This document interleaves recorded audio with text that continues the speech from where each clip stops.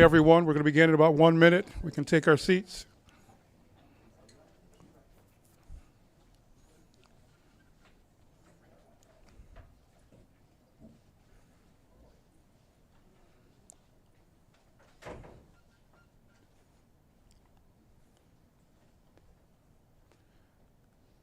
Good morning, happy Friday, and happy Valentine's Day to Aurora. This day of love, today we're going to focus on the love of our community and how safe we are in this city as we recap the 2024 crime statistics. Thank you all for joining us here in person and those who are joining us via live stream on YouTube. We acknowledge our 4th Ward Alderman, Bill Donnell is here. Give him a round of applause. Thank you so much, Alderman, for your support. And acknowledging all of our media partners for being here with us. Chicago Tribune, the Beacon News, Kent County Chronicle, WBBM, Fox 32, WGN. We appreciate you covering Aurora always. Always my honor to introduce the 59th Mayor of Aurora. Please welcome Mayor Richard C. Irvin.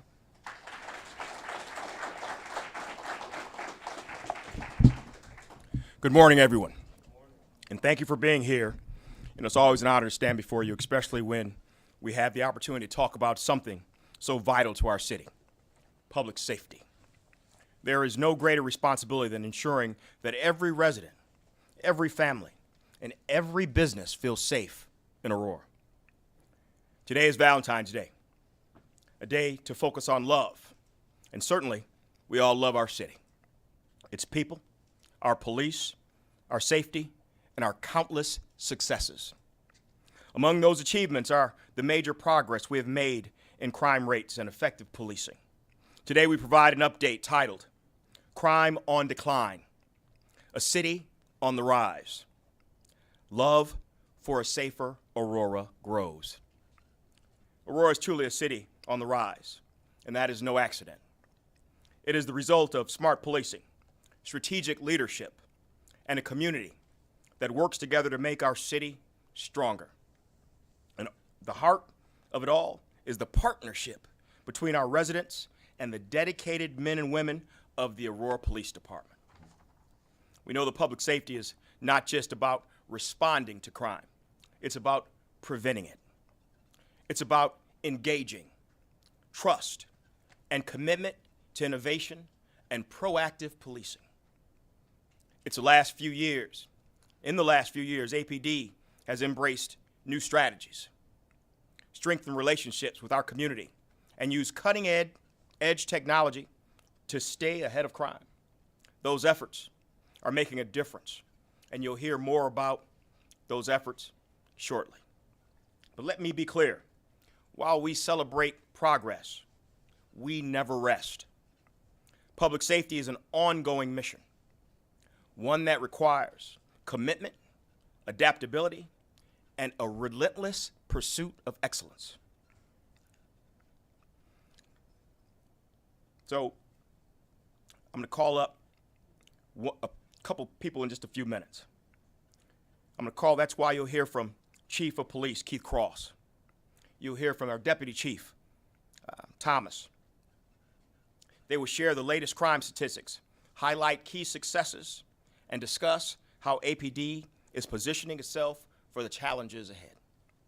Before I turn it over to Chief Cross, I want to take a moment to thank the Aurora officers, all the APD, Aurora Police Department. Every day they put on those badges, walk into unknown situations, and dedicate themselves to protecting and serving our city. Their courage, professionalism, and unwavering commitment to Aurora are why we continue to move forward as a safer and stronger community. With that, I am proud to introduce the man leading the charge in keeping Aurora safe, Aurora Police Chief Keith Cross.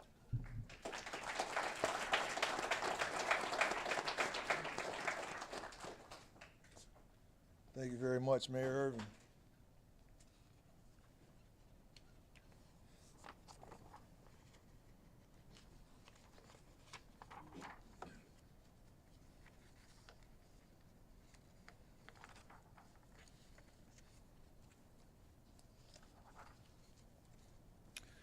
Good morning, and thank you all for being here. Aurora's progress is no coincidence. It's the result of strategic planning, dedicated policing, and a strong community partnership. A safe city isn't built overnight. It's earned through trust, engagement, and a shared commitment to making Aurora better every day. One of the biggest factors in our success is community cooperation. While technology is important, no system or software can replace the impact of a community that works alongside its police department. A cooperative witness can do far more for an investigation than any camera or database. That's why we've put so much effort into building relationships. So when something does happen, people trust us enough to come forward. That partnership is why we've seen such a significant drop in violent crime. In 2024, our officers responded to 68 shooting incidents, a 40% decrease from the previous year. The city recorded just one homicide, a domestic-related incident that was solved almost immediately.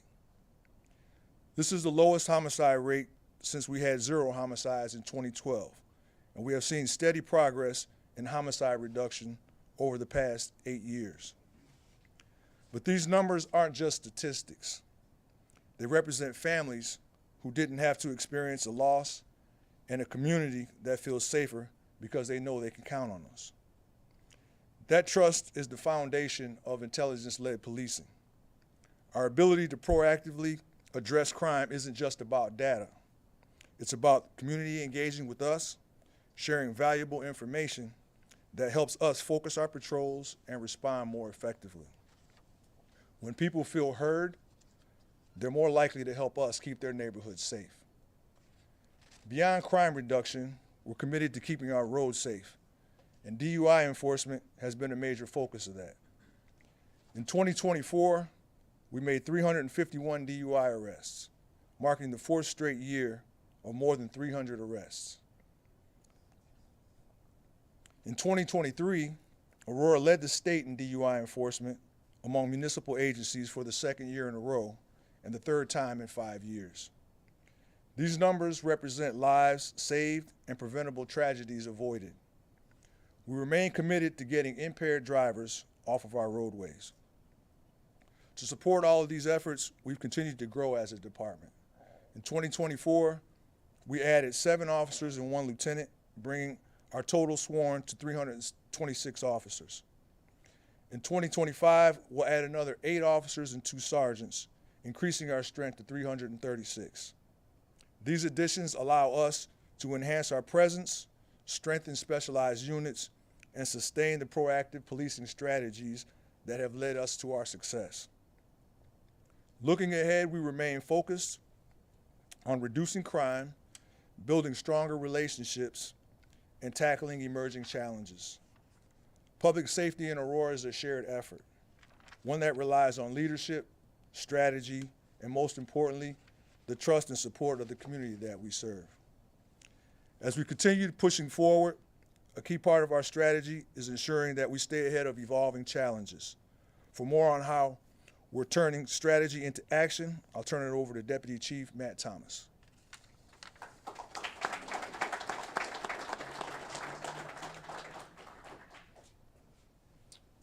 Good morning. My name is Matt Thomas. I'm the Deputy Chief of Police. As Chief Cross mentioned, success in policing doesn't just happen by chance. It's the result of data-driven strategies, focused efforts, and a commitment to always improving. When we look at violent crime, we're not just seeing isolated incidents. We're identifying patterns, repeat offenders, and the individuals responsible for driving crime in our community. There's a small percentage of people who commit a large percentage of crimes, which is why our work doesn't stop after the arrest. We continue by collaborating with other agencies, using technology, and applying advanced investigative tools to build strong cases so that we can take the most dangerous offenders off the street, not just in Aurora, but across the region. A great example of that is the way that we use NIBIN, which is our National Integrated Ballistic Information Network. When we recover shell casings from a crime scene, we don't just log them into evidence. We use NIBIN to match them to other cases, sometimes linking the same firearm to multiple crimes in different cities. This is where teamwork with neighboring departments is crucial. One agency may have a suspect, another may have evidence, and when we connect those dots, we build stronger cases, giving us the best chance to bring those responsible to justice. Another area that we've taken a strategic approach is in traffic enforcement. So for years we saw a steady increase in crashes citywide. So to tackle that, we refined our strategy using real-time crash data to focus on high-risk areas. Since implementing those efforts, we've more than tripled the number of traffic enforcement details at some of our most problematic intersections. And as a result, we're seeing real progress in making our roads safer. But our job isn't just to highlight successes, it's also to recognize where we need to improve. While violent crime and crashes are trending down, we know property crime remains a challenge. This is a nationwide issue, but we're not accepting it as status quo in Aurora. So in 2025, we're putting together additional resources in property crime investigations with a focus on thefts, burglaries, and repeat offenders. So just like with violent crime, we believe a strategic, intelligence-driven approach will deliver positive results. Of course, having a plan is one thing, executing it is what really matters, and that's where our officers shine. Every reduction in crime, every case closed, every proactive measure comes down to the work that they do every single day. They are the ones making the stops, conducting the investigations, and engaging the community, and I couldn't be prouder of the team that we have here at APD. Aurora is a great city, but we're not focused on where we are. We're focused on where we're going. Thank you. I'll turn it back over to the mayor. Big round of applause. Chief, if you can join the mayor. You both Please. stay with me. I want to thank Chief Cross and Deputy Chief Thomas for your leadership and dedication to making Aurora a safer place for all. The progress we've seen reducing violent crime, enhancing community partnerships, and improving roadway safety is a testament to the hard work of our officers and the trust of our residents. And let me repeat, only one violent homicide in 2024. That was a quickly solved domestic incident. One.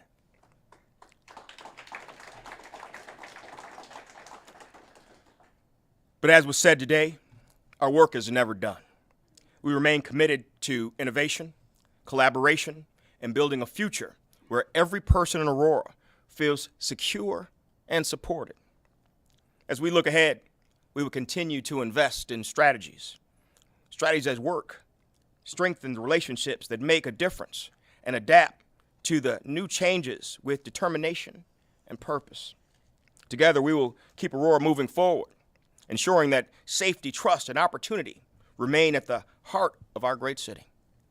Public safety is not just about statistics. It's about people.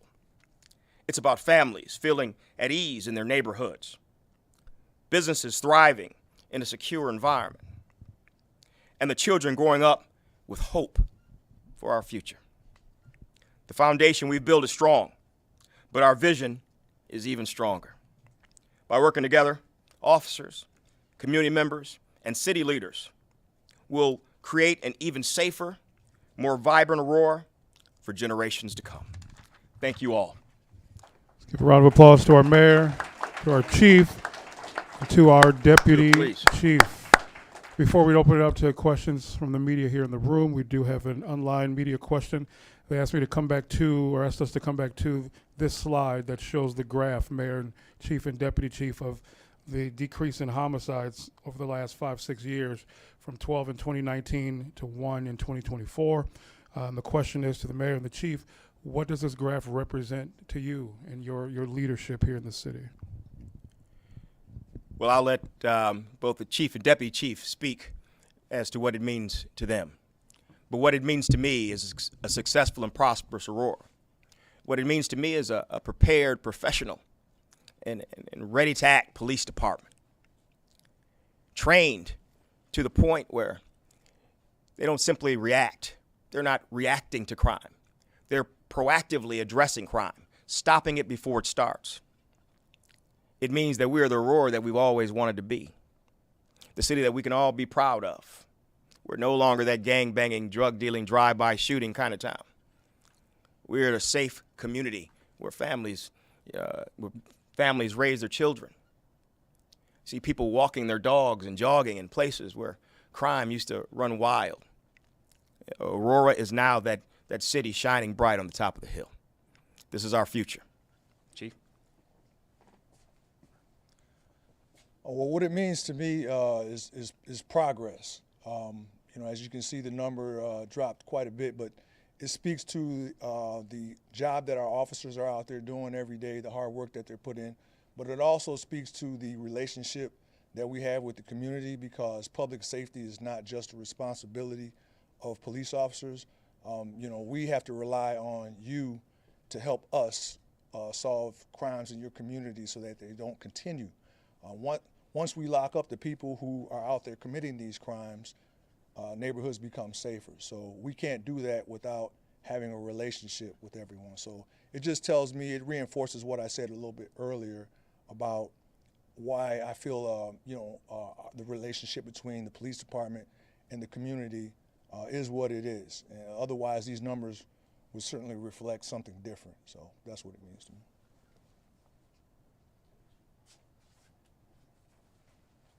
So I'd echo what the chief's sentiment was. Success in policing doesn't just happen by chance. It's the hard work of our officers. It's the partnerships that we have with the community that all work together to produce. One homicide is too many in Aurora. And if we can get that number down, that's what we're working for. But I go back to what the chief said, and I feel like our officers' hard work, the partnerships with the community, that's why you see the results that you've been seeing. So. There's a follow-up question. I promise we're coming right to you all. There's a follow-up question to that. It said in the news release and today you've emphasized this one homicide is domestic and quickly solved. Why is that so important to emphasize that it was domestic and quickly solved?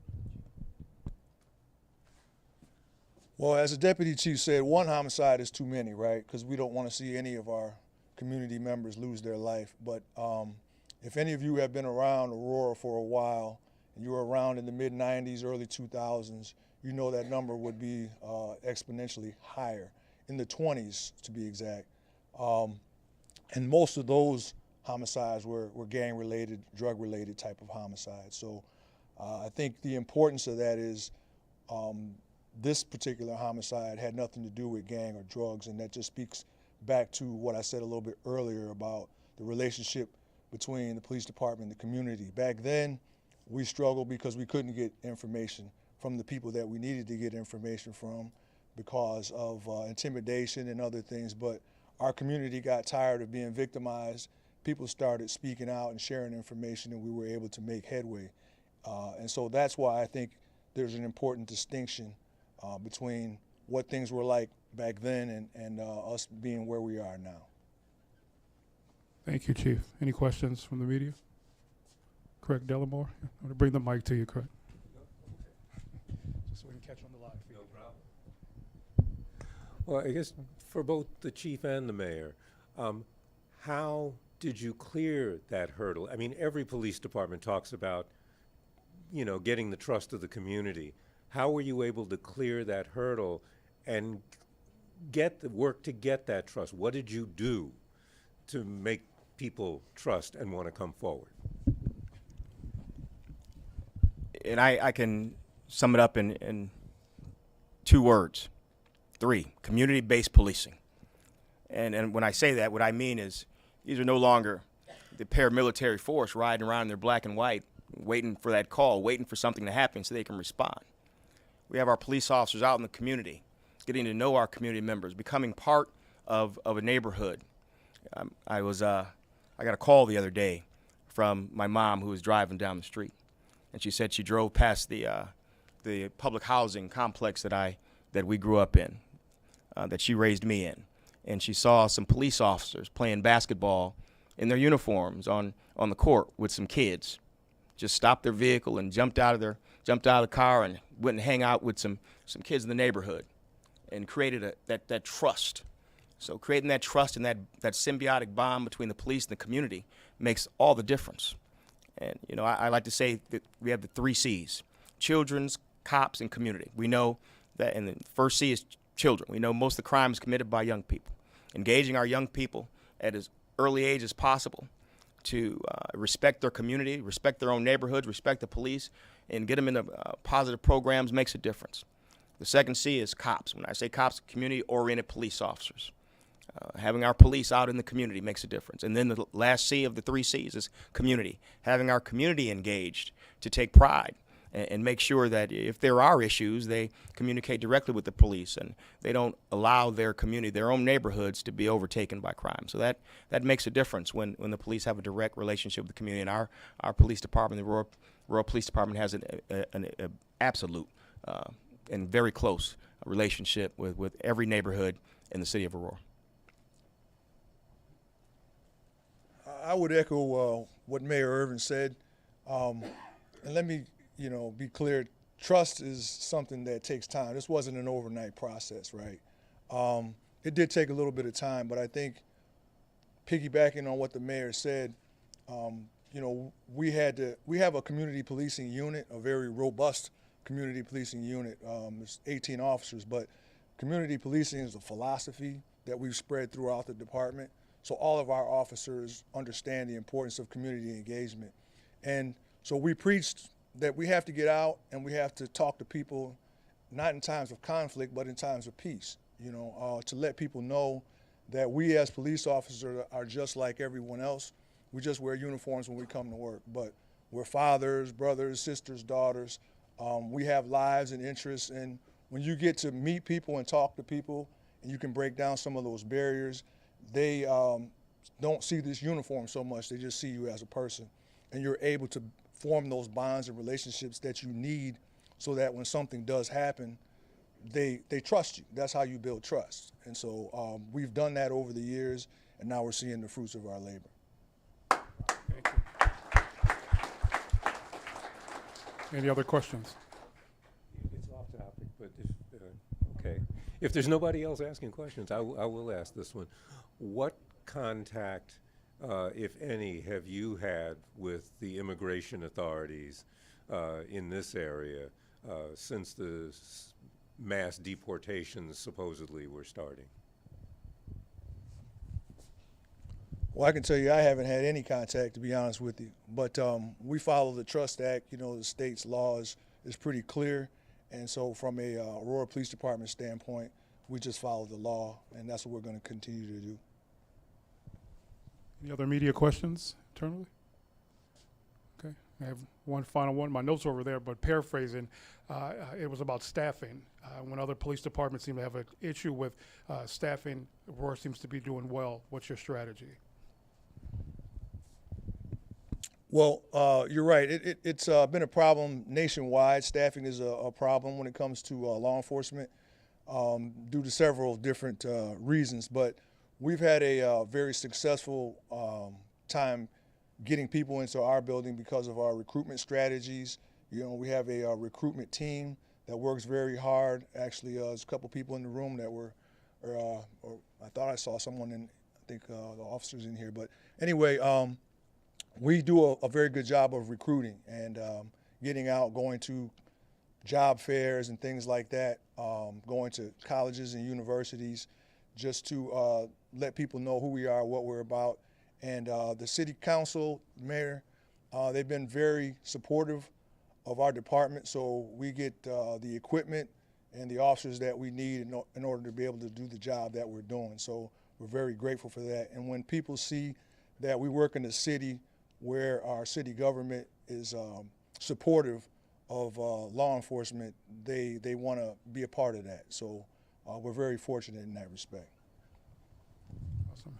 And thank you so much, Chief. As we conclude there, just looking at overall crime in Aurora, is there trends with wards or areas, types of crimes that you're dealing with currently?